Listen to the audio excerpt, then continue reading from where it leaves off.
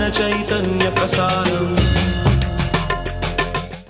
నమస్కారం, మన ధర్మం కార్యక్రమానికి స్వాగతం. ఇవాటి మన ధర్మం కార్యక్రమంలో మన ధర్మ సందేహాలను నివృత్తి చేసేందుకు మనతో పాటు ఉన్నారు ప్రముఖ ఆధ్యాత్మికవేత్త, ధర్మశాస్త్ర నిపుణులు, మనందరికీ సుపరిచితులైన ఆచార్య శ్రీ కాకునూరి సూర్యనారాయణమూర్తి గారు.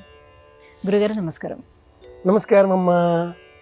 గురుగారు, నేటి కాలంలో పుట్టినరోజులు కానివ్వండి, లేదంటే ఏదైనా ప్రత్యేకమైన సందర్భాలు అన్నీ కూడా తేదీలను అనుసరించి చేస్తూ ఉంటారు. వీటిలో ప్రామాణికత ఏముంది? ఏమీ లేదు, వారి వారి ఇష్టాలు అని చెప్పాలి. తేదీ ఆంగ్ల కాలమానాన్ని జంత్రి అంటారు, క్యాలెండర్ అంటారు. ప్రామాణికంగా వచ్చేది ఏదో ఒక ఫలానా తేదీ ఫలానా నెలలో ఒక వ్యక్తి జన్మిస్తే మళ్ళీ సంవత్సరానికి ఆ తేదీ పుట్టిన తేదీగా వేడుకగా నిర్వహించుకోవడం మనం గమనిస్తూ ఉన్నాం. ఇది శాస్త్రీయం కాదు, సనాతన భారతీయం అంగీకరించని విషయం. నేటి కాలంలో అనేకులు మరణించిన వారికి సంబంధించి ఏర్పాటు చేసేటటువంటి ఆబ్దికాలు కూడా తేదీలతో చేస్తున్నారు. ఇది ఇంకా దోషం, తప్పు.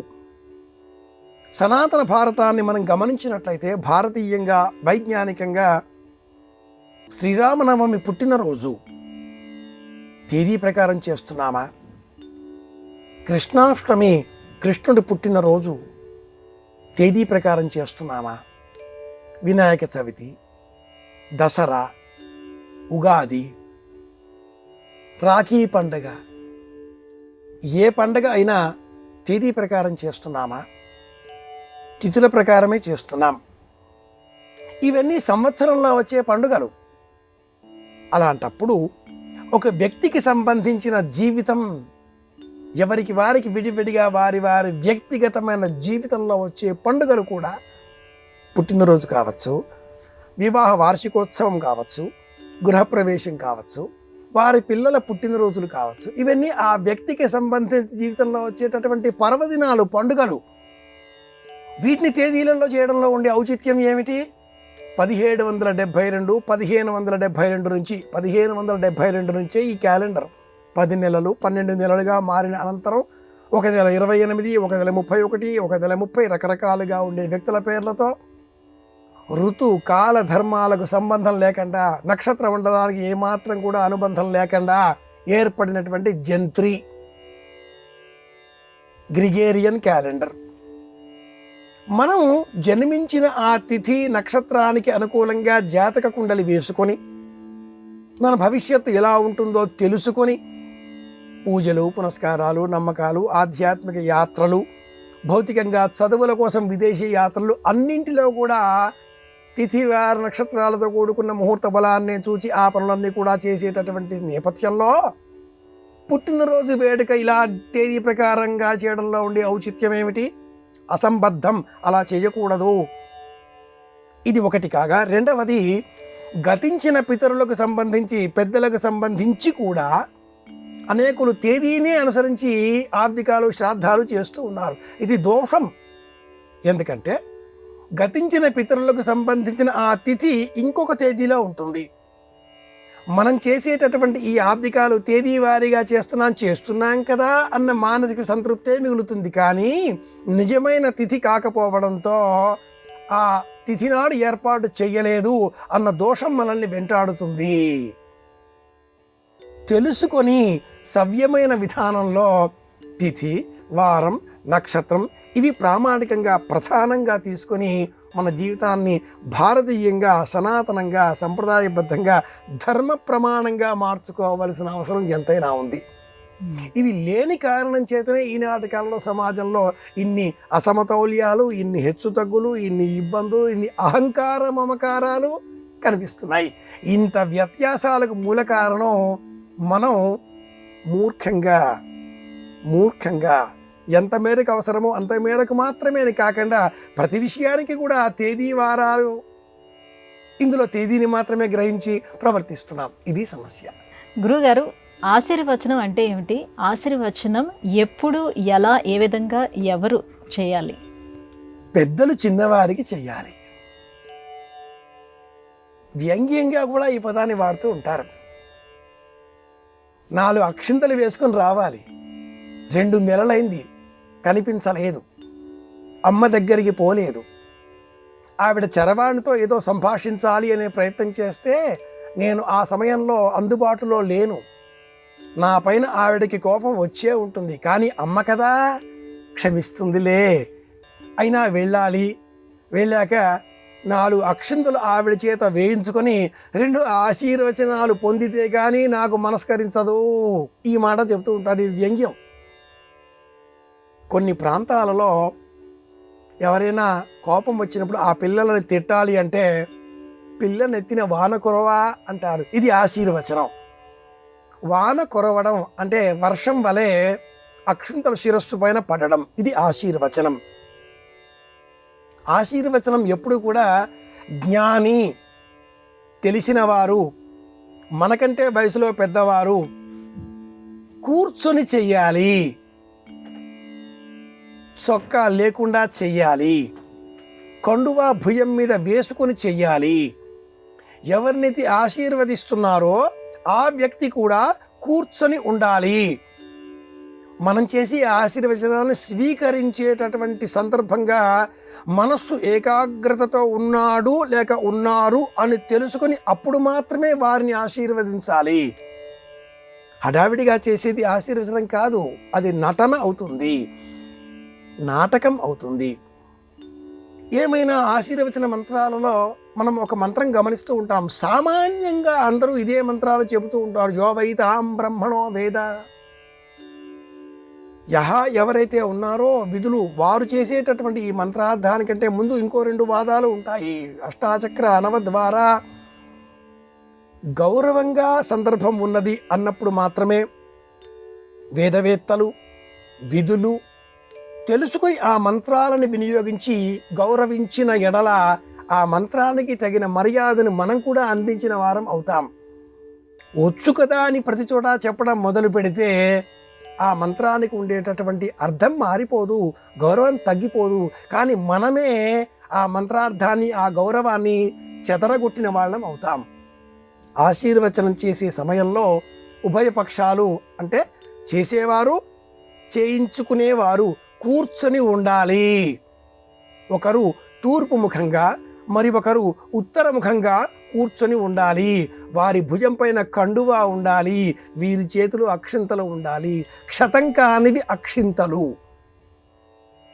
లోకమనే మాయ అనబడేటటువంటి పొట్టు తీసిన అనంతరం లభించేటటువంటి వడ్ల గింజలో బియ్యపు గింజ విరిగిపోకుండా నెయ్యి పసుపు కలిపిన కారణం చేత దృఢంగా మారి శాశ్వతంగా ఉండేటటువంటి ప్రమాణాన్ని సంతరించుకున్నటువంటి వాటిని అక్షింతలుగా చేతబుచ్చుకొని తదేక చిత్తంతో లక్ష్య శుద్ధితో లక్షణ శుద్ధితో శతమానం భవతి.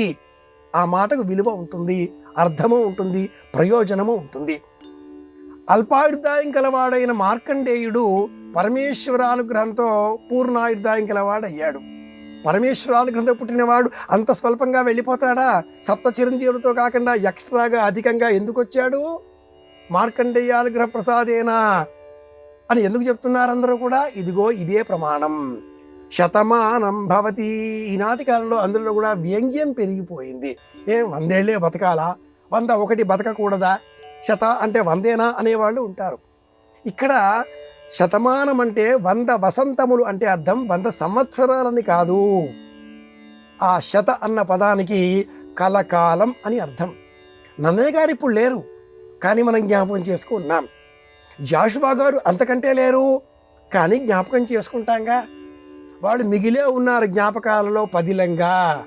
అలాంటి కలకాలం మిగిలిపోయే పనులు చేసి కలకాలం నీవు లోకానికి మేలు చేసేదవుగాక, అది ఈ మంత్రానికి అర్థం. ఇలా తీసుకోవాలి. ఎవరికి చెయ్యాలి? చిన్నవారికి పెద్దవారు చెయ్యాలి, కూర్చొని చెయ్యాలి, కండువా భుజం మీద ఉన్నప్పుడు చెయ్యాలి, అక్షింతల చేత ఉన్నప్పుడే చెయ్యాలి, మంత్రాలను అప్పుడే వినియోగించాలి. ఇది అర్థం. గురుగారు చాలా చక్కగా వివరించారు. ఇక మరో సందేహం ఏంటంటే, మౌనం అనేది వ్రతం అని అంటారు, కానీ ఇక్కడ వ్రతం అంటే మళ్ళీ కలశం, అలాగే పూజా సామాగ్రి, ధూపదీప నైవేద్యాలు ఉండాలి కదా. మరి మౌనం అనేది వ్రతం ఎలా అవుతుంది? మునులు పాటించేది నిశ్శబ్దం. నిశ్శబ్దం ఒక నియమం. పూజ అనే సమయంలో మనం వినియోగించేటటువంటి వస్తు సంభారాలు, ధూపదీప నైవేద్యాలు ఇంకా ఏవైనా ఉన్నా కూడా ఇవన్నీ ఎవరిని మనం పూజిస్తున్నామో ఆ దేవతా సంబంధంగా వినియోగించే వస్తు సామాగ్రి కారణంగా ఏకాగ్రతను కుదిర్చేవిగా మారతాయి. పూజ చేసే వ్యక్తి మౌనంగా పూజ చెయ్యాలి. చేయించే వ్యక్తి మరి ఒకరు వెంట ఉండాలి. మౌనవ్రతం అక్కడ ఆరంభమవుతుంది. నాకు మంత్రాలు వచ్చు అని పూజ చేసే సమయంలో చేయించేవారు ఉన్నప్పటికీ చేసేవారు వారు కూడా చెబుతూ ఉంటారు, అది మహాదోషం, మహాపాపం. వచ్చినా కూడా మౌనంగా ఉండాలి. దేవీ భాగవతంలో నాకు సంతానం లేదు, సంతానం కావాలనే ఉద్దేశంతో యజ్ఞం చేసే సమయంలో ఒక యాజ్ఞికుడిని ఏర్పాటు చేసుకుని అధ్వర్యుడిని అలాగే శాస్త్రం తెలిసిన వారిని ఏర్పాటు చేసుకుని వారు చెబుతూ ఉంటే ఆచరించేటటువంటి ఆ వ్యక్తి ఆచార్యుడు చెప్పే సమయంలో తాను ఆ మంత్రోచ్చారణ చేస్తే అది మహాపాపం. మౌనంగా ఉండాలి. నువ్వు పలికావు కాబట్టి నీకు పుట్టబోయే ఆ సంతానం మూగ సంతానం అవుతుంది అనే ప్రతిఫలాన్ని పొందవలసి వచ్చింది. మౌనం ఒక వ్రతం. వ్రత్యతే అనేనా ఇది వ్రతం. రమణ మహర్షులు మౌన వ్రతం అన్ని వ్రతాలకెల్లా కూడా శ్రేష్టం అన్నారు. పూజ, నోము అన్నప్పుడు అక్కడ మౌన వ్రతం ఉంటుంది, ఆ కర్తకు సంబంధించి ఉంటుంది. చాలామంది మీరు గమనించినట్లయితే పూజ చేసే నిమిత్తమై ఆచమ్య అని సంకల్పం చేయగానే ఇక మాట్లాడరు, సైగలు చేస్తూ ఉంటారు. ఏదన్నా కావలసి ఉంటే ఇలా ఇలా మాట్లాడొచ్చుగా, మాట్లాడకూడదు. ఎందుకని? ఏకాగ్రత కోసం. చిత్తం శివుని మీద అని ఏదో ఒక సామెత ఉంటుంది. బంధువులు ఎవరైనా వస్తే ఇలా మనం సత్యనారాయణ వ్రతమే చేసుకుంటున్నాం అనుకోండి, అక్షింతలు వేస్తూ ఉంటాం, కథ వింటూ ఉంటాం. వచ్చే బంధువులను చూసి అక్కయ్య గారు రండి రండి కూర్చున్నారా, అంతా బాగున్నారా, పలహారం చేశారా, లోపల చెప్పకుండా వెళ్ళిపోకండి, ఉండండి, మళ్ళీ ఇలా వేస్తూ అప్పుడు అది నాటకం అవుతుంది. మౌనంగా ఉండాలి. మౌనమే సర్వోత్తమమైనటువంటి పూజ వ్రతం. వ్రత్యతే అనేనా అన్న ఆ ప్రమాణాన్ని అనుసరించి మౌనమే వ్రతం. పూజ ఆ ఏకాగ్రత మౌన వ్రతాన్ని సాధించడం కోసం ఒక ఉపకరణం మాత్రమే, ఇలా చెప్పుకోవాలి. గురుగారు, గ్రహాలు గతులు తప్పవు అని అంటారు. అలా తప్పితే ప్రళయమే సంభవిస్తుందని వేదాలు, శాస్త్రాలు చెబుతున్నాయి. మరి ఆ గ్రహాల అనుగ్రహం పొందేందుకు మనం చేసేటువంటి ఈ పరిహారాల ప్రయోజనం, లక్ష్యం సిద్ధిస్తుందా? గ్రహాల అనుగ్రహం కోసం మనం అనేక పరిహారాలు, పరిష్కారాలు పాటిస్తూ ఉంటాం, జపాలు చేస్తూ ఉంటాం. శనిగ్రహం ఇబ్బంది కలిగిస్తుందో ఏమో తిరునల్లార్ క్షేత్రానికే వెళ్ళి పూజ చేస్తూ ఉంటాం. సూర్యగ్రహం ఇబ్బంది పెడుతుందా? సూర్యగ్రహానికి సంబంధించిన క్షేత్రానికే వెళ్ళి నమస్కారం చేస్తూ ఉంటాం. గ్రహాలు గతులు తప్పవు, కానీ గ్రహాల గతులను గురించిన జ్ఞానాన్ని ఆ గ్రహాలే మనకు అందిస్తాయి. ఈ పరిహారాలు పాటించడం ద్వారా మాత్రమే ఆ గతుల గురించిన సమాచారం మనకు తెలిసి వస్తుంది. గతులు తప్పవు, గతులకు సంబంధించిన సమాచారం మనకు చేరుతుంది. వర్షం ఎప్పుడు పడుతుంది, గ్రహ గతుల కారకంగా ఎప్పుడు వస్తుందో పంచాంగం వివరిస్తుంది. ఒక్క ఆలోచన, సూచన. ఆ వర్షం రాకుండా చేసే శక్తి గ్రహగతులకు మార్చే శక్తి లేదు కాబట్టి ఇది కూడా ఉండదు. మనం గొడుగు తీసుకుని వెళతాం. శని మీన రాశిలో, అలాంటప్పుడు కుంభం, మీనం, మేషం ఈ రాశుల వారికి అర్ధాష్టమ శని. మిథున రాశి వారికి కూడా దశమంలో కంటక శని. మిథున రాశి వారికి కంటక శని. పరిహారాలు, పరిష్కారాలు చేసేద్దామా? ఏ ప్రయోజనం ఉండదు. ఎందుకని అంటే అదే సమయంలో ఇతర గతులు కూడా ఉంటాయిగా. మిథున రాశిలో గురుగ్రహం ఉంది. ఏ ఇబ్బంది కలగకుండా గురువు కాపాడుతూ ఉంటాడు. గురువు కంటే మించిన గ్రహం ఇంకేదైనా ఉంటుందా? కాబట్టి ఈ నవగ్రహాలు వాటి వాటి గతులకు అనుకూలంగానే అవి సంచారం చేస్తూ ఉంటాయి. గ్రహ గతులను మార్చే శక్తి ఎవరికీ లేదు, పరమేశ్వరుడికే లేదు. కానీ మనం చేసే పరిహారాలు, పరిష్కారాల కారణంగా గ్రహ గతులకు సంబంధించిన జ్ఞానం ముందుగా మనకు తెలిసి వస్తుంది. వంట చేసిన అనంతరం భోజనం చేశాక మనకు ఆకలి తీరుతుంది, శక్తి వస్తుంది. కానీ వంట చేస్తున్న సమయంలో మనలో ఏకాగ్రత ఉంటే ఆ వంట చేసే సమయంలో వచ్చే వాసన ద్వారా మనలో కొంత జ్ఞానం కలుగుతుంది. ఆ జ్ఞానంతో ఆ పదార్థాన్ని మనం మనఃపూర్వకంగా స్వీకరిస్తాం, ఆరోగ్యాన్ని పొందుతాం. ఆ ఏకాగ్రత లేని ఎడల కంచంలో వచ్చాక అమ్మను అలా ఆ పదార్థం తింటూ బాగానే ఉంది కానీ ఇది ఏం చేశావు అంటే వీపు పగులుతుంది. బాగానే ఉంది కానీ ఇది ఏం పదార్థమో, ఎందుకు ఇలాంటి అవివేకం? జ్ఞానం లేదు కాబట్టి. మనం చేసే పరిహారాలు, పరిష్కారాలు జ్ఞానాన్ని కలిగిస్తాయి. కనుకనే గ్రహగతులను మార్చే శక్తి లేకపోయినా పరిష్కారాలు చెయ్యండి అని చెప్తూ ఉంటాం. గురువుగారు, మారుతున్న ప్రస్తుత ప్రపంచ వ్యవహారాలలో భారతీయ ఆధ్యాత్మిక విజ్ఞానం మనకు చేస్తున్న బోధ ఏమిటి? ఏకాగ్రతని పెంచుకోవడం ఎలా, మూలాలు మర్చిపోకుండా జీవించడం ఎలా, ఇది కేవలం భారతీయ ఆధ్యాత్మిక విజ్ఞానం మాత్రమే తెలియజేస్తుంది. మన వైజ్ఞానిక అంశాలన్నీ కూడా ఖగోళంతో ముడిపడి ఉన్నాయి. పండుగలు, ఆచారాలు, సంప్రదాయాలు, దానం చేసినా, ధర్మం చేసినా, భోజనం చేసినా, నిద్రించినా, మెలకువగా ఉన్నా, ఇతరులతో మాట్లాడినా, ఏ పని చేసినా కూడా ఒక క్రమశిక్షణతో, వివేకంతో మనం మెలగాలి. మన ప్రవర్తన పద్ధతిగా ఉండాలి. ఈ పద్ధతి లేకుండా ఉంటే విదేశీ సంస్కృతులు, విదేశీ పద్ధతులకు మన జీవితాన్ని మలచుకుంటే అనేక ఇబ్బందుల పాలు కావలసి వస్తుంది అని తెలియజేస్తుంది. ఆధ్యాత్మిక జ్ఞానం ఆది భౌతిక జ్ఞానానికంటే కూడా మించింది. సిక్స్త్ సెన్స్ అంటూ ఉంటాం మనం ఆంగ్లంలో.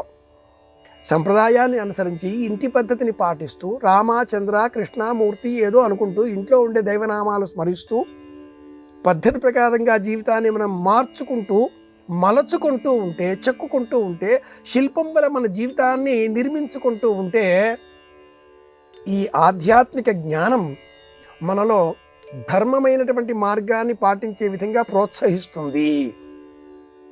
మనం తప్పు చేయలేదు, ఎవరూ మనల్ని వేలెత్తి చూపించలేరు. ఎవరైనా ఏదైనా అంటే అది వారి భ్రమకు, వారి ఆలోచనకు మాత్రమే సంబంధించిన అంశం. ఎవరైనా మనల్ని ఏదైనా అన్నారా, అననివ్వండి. వారి గురించి మనం మాట్లాడడంలో మన వివేకాన్ని మనం పాడు చేసుకుంటున్నాం.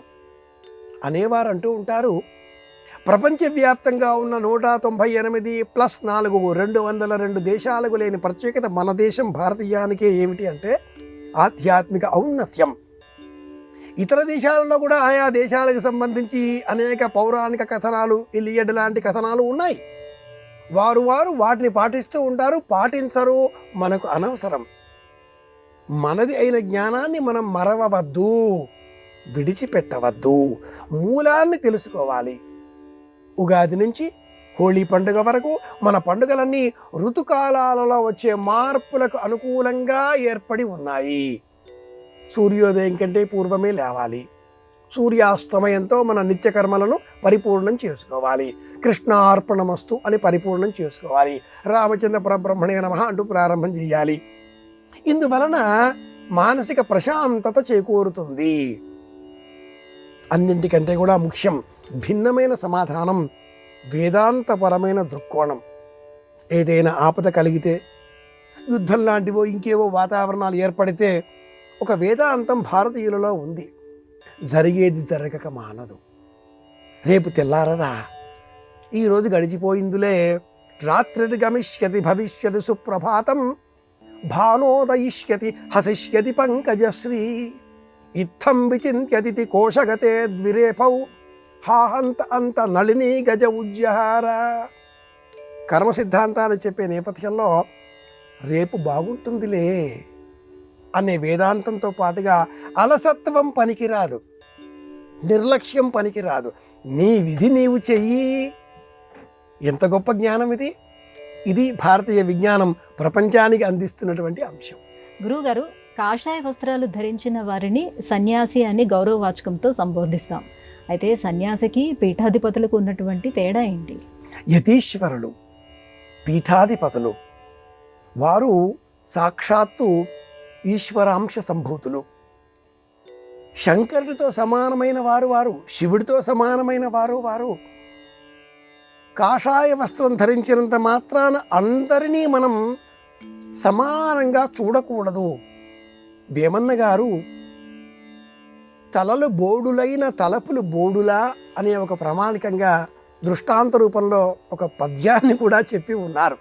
కుటీచకుడు, బహూదకుడు, హంస, పరమహంస అనేటటువంటి విభజనలో కాషాయ వస్త్రం ధరించిన వారిని 4 వర్గాలుగా ధర్మశాస్త్రం నిరూపిస్తుంది. ధర్మ ప్రవృత్తి తదితర గ్రంథాలలో ఈ వివరణ మనం చూడవచ్చు. పటీచకుడు, కుటీచకుడు, బహూదకుడు, ఇలా హంస, పరమహంస. మళ్ళీ ఇందులో పీఠాధిపతులు అనూచానంగా వచ్చేటటువంటి సంప్రదాయాన్ని అనుసరించి సమస్తాన్ని త్యజించి కూడా లోకబంధనాలను లోకక్షేమం కోసం మాత్రమే స్వీకరించి లోకానికి మేలు కలిగేటటువంటి ప్రామాణికమైనటువంటి నీతి బోధతో ధర్మబోధతో మార్గోపదేశం చేస్తున్న వారు మాత్రమే పీఠాధిపతులు. స్వయం వ్యక్తమైన పీఠాలు ఈనాటి కాలంలో అనేకం ఉన్నాయి. అవేవి ప్రామాణికం కావు. అనూచానంగా వేల సంవత్సరాల చరిత్రతో ధార్మికంగా లోకక్షేమం కోరి మనకు మంచి చెప్పేటటువంటి పీఠాలనే మనం గుర్తించవలసి ఉంటుంది. స్వయం వ్యక్తమైన పీఠాలు, స్వయంగా సన్యాసాశ్రమం స్వీకరించే వ్యక్తుల ప్రబోధాలు స్వీకరించకూడదు. బ్రహ్మచర్యము, గృహస్థము, వానప్రస్థము, సన్యాసము అనే 4 విధాలుగా ఉండేటటువంటి చతురాశ్రమ వ్యవస్థలో తురీయాశ్రమం 4వది సన్యాసాశ్రమం అత్యద్భుతమైనది. తల్లిని అనుజ్ఞ వేడి అత్యంత పిన్న వయస్సులో 8 సంవత్సరాలకే చతుర్థ ఆశ్రమాన్ని స్వీకరించి 16 సంవత్సరాల ప్రాయానికే దేశమంతా కూడా సంచారం చేసి చతురామ్నాయ పీఠాలను స్థాపించి ప్రపంచవ్యాప్తంగా నద్వైతం అద్వైతం 2 కానిది ఒక్కటే అనేటటువంటి ప్రబోధం చేసిన వారే పీఠాధిపతులు. మాది మీది అనే విభజన లేకుండా అందరిలో కూడా దైవమే, సమస్త జీవకోటి పరమాత్మ సృష్టిలో అంతర్భాగం. ఇంతకంటే మించిన ప్రబోధం ఏదైనా ఉంటుందా? కనుక కాషాయ వస్త్రం ధరించినంత మాత్రాన సన్యాస పదం లభిస్తుంది, కానీ అంతకు మించి మనం నమస్కారం చేసి ఊరుకోవాలి. పీఠాధిపతులను కూడా నమస్కరించే సమయంలో వారి చేతిలో దండకమండలాలు ఉంటేనే నమస్కరించాలి అని కూడా ఒక ప్రామాణికమైన వాక్యం ఉంది. వారు దండమును ధరించి ఉన్నప్పుడే ఆ పీఠానికి వారు ప్రతీకాత్మకంగా ఉంటారు, నమస్కరించాలి. ఇది కూడా ఒక ప్రమాణం. కానీ అందరూ సమానం కారు. పటీచకుడు, కుటీచకుడు, హంస, పరమహంస, ఇలా వీరిని మనం విభజించవలసిన అవసరం ఉంటుంది. గురుగారు, దేవతారాధన చేసే సమయంలో దైవానికి మన కోరికలు చెప్పకూడదు అని అంటారు. అడగనిదే అమ్మాయినా అన్నం పెట్టదు అని అంటారు. మరి దైవానికి మన కోరికలు చెప్పకపోతే ఎలా తెలుస్తుంది? దైవం కాబట్టి తెలుస్తుంది. మనలో దైవం ఆత్మవత్ సర్వభూతాని ఒక ప్రమాణ వాక్యం. అందరిలో కూడా దైవం. ఈ దైవము మనకేం కావాలో ప్రబోధం చేసిన కారణం చేతనే ఆ పూజ చేస్తున్నాం. నాకేమేం కావాలో చెప్పాలా, చెప్పకూడదా? కొద్దిపాటిగా ఆందోళనకరంగా ఉన్నప్పటికీ, హాస్యాస్పదంగా ఉన్నప్పటికీ 2 భావాలు ఉంటాయి ఇందులో. నవ్వు కలిగించే ప్రశ్న. కన్యాశుల్కం అనే ఒక నాటకంలో అద్భుతమైన సన్నివేశం ఉంటుంది. అందులో వెంకటేశంతో గిరీశం చెప్పే మాట, నాకు సంధ్యావందనమేమీ రాదు, కానీ కూర్చోవాలిగా, నేను చక్కగా నటిస్తూ ఉంటాను. నీవు చమకం చెబుతావే, ఆ చమకములో ఏముంటుంది? నాకు అవి కావాలి, నాకు ఇవి కావాలి అనే సందర్భాలే, అనే వస్తువుల జాబితానే కదా అనే మాట అంటాడు. ఆ శిష్యుడైన వెంకటేశం, అలాగైతే నాకు చేగోడీలు కావాలి, కాబట్టి చేగోడీలీచమే అని చెప్పుకోవచ్చునా అంటాడు. వీపు పగిలిపోతుంది, అలా చెప్పకూడదు, కావలిస్తే మనసులో అనుకో అంటాడు ఈ గిరీశం. సందర్భం ఎందుకు ఇలా నవ్వుకోవడంతో ఆరంభం చేశామంటే, పరమాత్మకు మనం ఏమీ చెప్పక్కరలేదు. ఏకో విష్ణుం మహర్భూతం పునర్భూత అన్యనే కషః. అడగనిది అమ్మైనా అన్నం పెట్టదు, నిజమే. కానీ అమ్మకు మనకు ఎప్పుడు అన్నం పెట్టాలో తెలుసు కాబట్టే సిద్ధం చేసి ఉంటుంది.